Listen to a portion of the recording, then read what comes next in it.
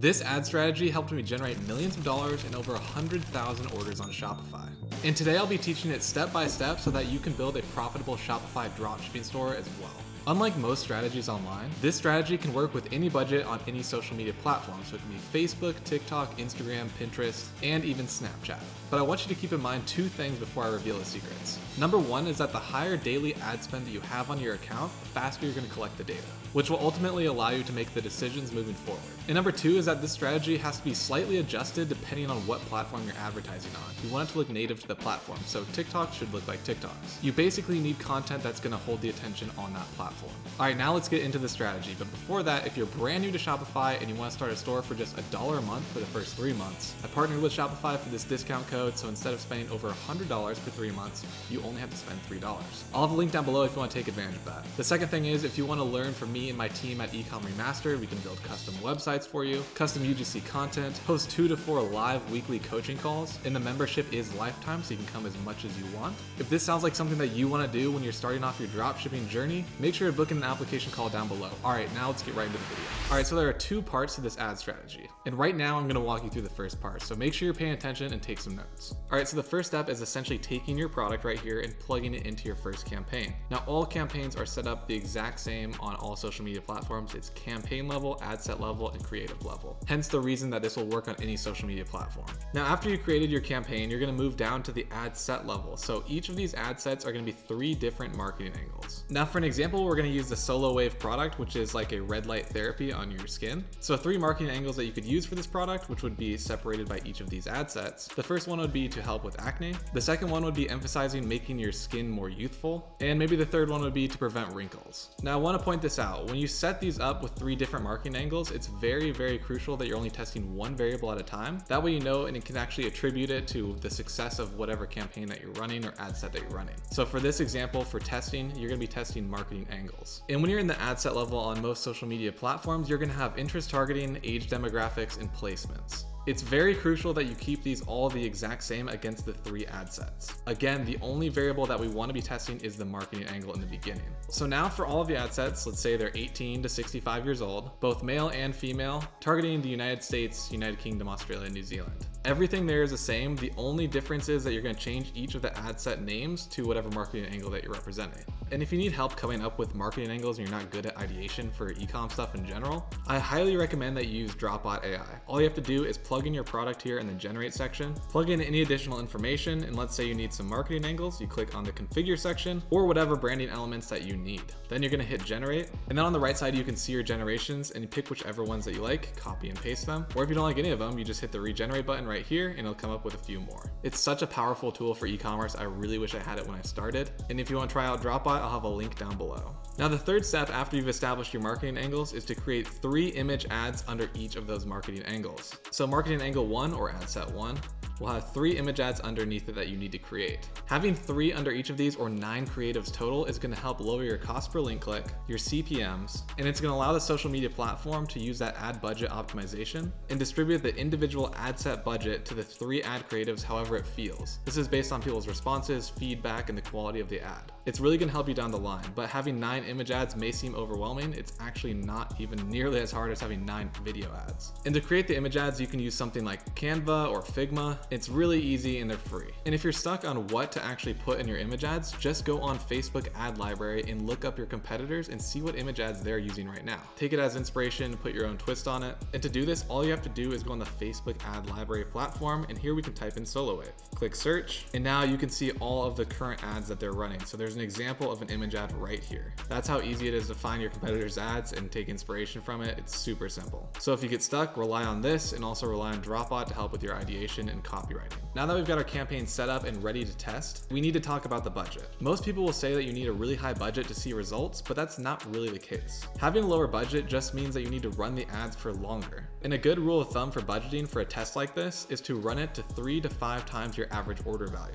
So if you're selling a product for $50, you should be running this campaign anywhere from $150 to $250. That's a healthy amount to actually fully test out this product. For an example for this budget, which I would recommend, is $25 a day in ad sets. So you're not going to run a CBO, which is a campaign budget optimization, where it spreads out your money evenly between the ad sets and then down also to the image ads. At an ABO, each individual ad set or marketing angle is actually going to spend the full $25 every single day. So this campaign in total will run $75 a day. Now, plugging in $25 on each ad set a day, you're going to want to run this campaign for about 3 days. And again, if you have a lower budget, and let's just say you want to do $5 an ad set a day, which would be a total daily spend of $15, you're going to want to run the campaign for at least 10 days to collect enough data. And this data is crucial to make educated decisions moving forward, which is part 2. So now we set up the campaign and we're running it for 3 days and letting whatever social media platform you're advertising on do its thing. You need to let the platforms optimize and find the correct audience, which is why you want to run it for at least 3 days at that budget. After 3 days, now we have our results. So now we're actually looking at a Facebook ad campaign to actually see what some of these results will look like and some things that you should be looking for when you're checking your metrics. After running it for 3 days, you're probably not going to get 212 website purchases, but you're going to get some sort of amount. This column obviously shows the results, 212 purchases. Reach is how many people have actually seen it, which is 1.1 million here. The frequency of 1.31, frequency means on average how many times has people seen this ad more than once. Your cost per result, which is obviously very important, $6.32.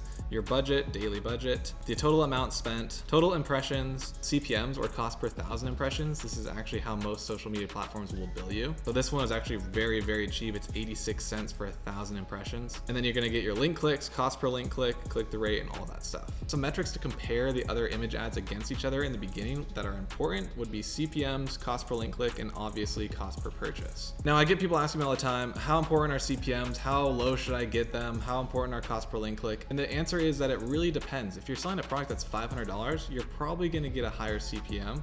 You're probably going to get a higher cost per link click, and you're probably going to get a lower conversion rate. This is just due to the nature of the price of the product. Or another example is if you're selling a fly fishing rod, there's only so many people in the world that are interested in that specific sport. Therefore, your CPMs would actually cost more, your cost per link click would probably cost more, but your conversion rate might be really high and you'd still be profitable. So I wouldn't pay attention too much about what your CPMs are. Or in comparison, if you're selling a skincare product, which a lot of people are interested in, your CPMs are probably going to be lower. All in all, there's no certain metric that you need to hit. You can look up your niche's specifics on what CPMs you should be hitting and what kind of cost per link click you could expect to get. But the point of this test is to actually compare the creatives against each other. And the reason is, after you finish running this campaign, we want to take the top 2 image ads and convert them into video. Now, if you're actually making sales on these top 2 image ads, I would leave them running and turn off all of the other ads. And even if you haven't achieved a sale yet, I would still let them run for another 2 days and give them a little bit more of that ad set spend.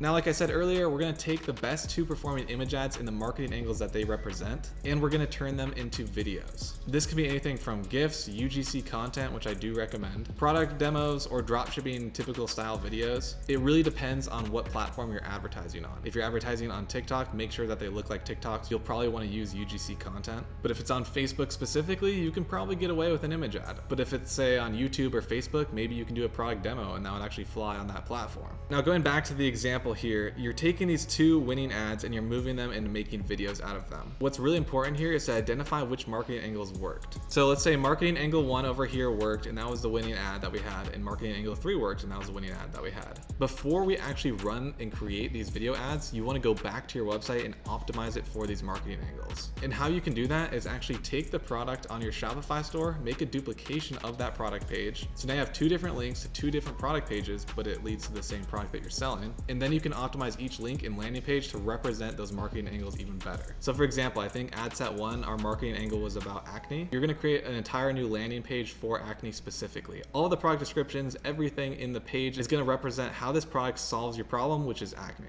Having these dedicated landing pages per marketing angle is really going to help with your conversion rate. It's going to give this product a full fair test. During this time, you're also going to want to set up email marketing flows representative of whatever marketing angle is that one. So again, if it's the acne one and people are signing up but they're abandoning the cart, you're going to set up an email marketing flow. You can do this on Klaviyo, you can do this directly on Shopify email marketing, but that abandoned cart email and flow should now represent acne and how they need this product to help them with their acne.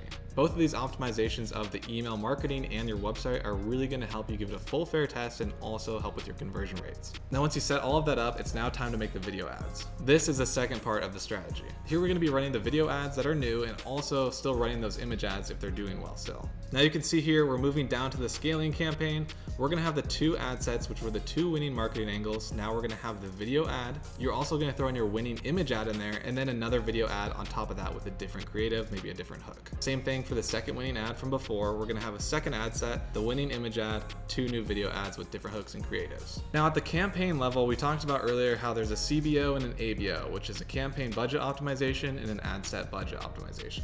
Again, the ABO allocates a certain amount of spend per ad set and it'll trickle down into the creatives. A CBO will actually be a total ad spend at the campaign level and it'll distribute it between the ad sets and trickle down to the ad creatives. From here you can do 2 options. You can run with the ABO still and have a dedicated amount per ad set, essentially giving a fair spend amount per marketing angle, or you can do a CBO which would distribute them however Facebook feels fit, or whatever social platform that you're using. Now there's mixed opinions on which one you should be running at this point. I personally like to dedicate a certain amount of spend per ad set / marketing angle. I think it's more efficient and more of a full fair test, but some people really like to do a CBO or a campaign budget optimization at this level. But to me, I would recommend an ABO still, just because I don't want Facebook making decisions on these marketing angles just yet and having to fight between the two. I'd rather get a full fair test on both separate marketing angles that are the winners from last campaign that we ran. Now the budget remains the same. You're going to want to do anywhere from $25 a day per ad set all the way up to $50 if you're feeling that you have that budget available. You're going to run this test again for another 3 days, and a reminder is that you're not going to change any of the other variables. You're not going to change the age demographics, you're not going to change the countries that you're targeting, none of that. All of that's going to remain the same from the first test. That way we're still isolating the best creatives and the best angles. Now after running this for 3 days, you're going to look at your results and hopefully you start generating some sales. If you have 0 sales after all of this, you're going to need to check the metrics to see if they look okay, the click-through rate's high enough, the cost per link click is low enough for your respective industry.